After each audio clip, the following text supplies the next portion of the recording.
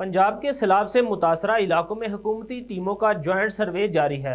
Relief commissioner Punjab نبیل جوید اور commissioner Asif طفیل نے پاک پتن کا دورہ کیا اور ریلیف سرگرمیوں کا جائزہ لیا۔ تفصیلات دیکھیے اس رپورٹ میں۔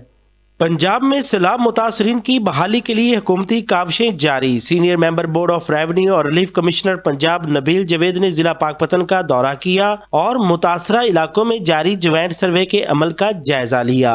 پاکستان آرمی اور ریونیو سٹاف ان سب کی مربوط کاوشوں سے جو جوائنٹ ٹیمز بنی ہیں انہوں نے بہت ٹائم پہ یہ کام مکمل کیا ہے۔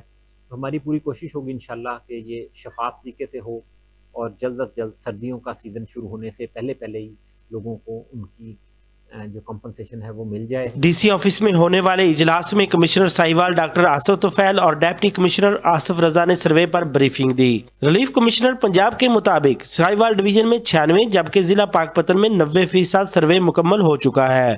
اس سروے کی حد تک ہمارا ساہیوال ضلع پورا مکمل ہو چکا ہے۔ اس میں ایک بڑا کمپریہنسو پیکج گورنمنٹ کی طرف سے کیبنٹ کی طرف سے اپروو ہو کے اناؤنس ہوا ہے۔ ہمارا کوئی بھی ہیومن لاس نہیں ہے، ایک صرف اینیمل کا لاس ساہیوال میں رپورٹ ہوا ہے۔ Senior member board of revenue نے سیکٹری وقاف طاہر رضا بخاری کے ہمراہ دربار بابا فرید پر حاضری دی اور ترقیاتی منصوبوں کا جائزہ لیتے ہوئے وقت پر کام مکمل کرنے کی ہدایات بھی کی۔ کیمرہ ٹیم کے ساتھ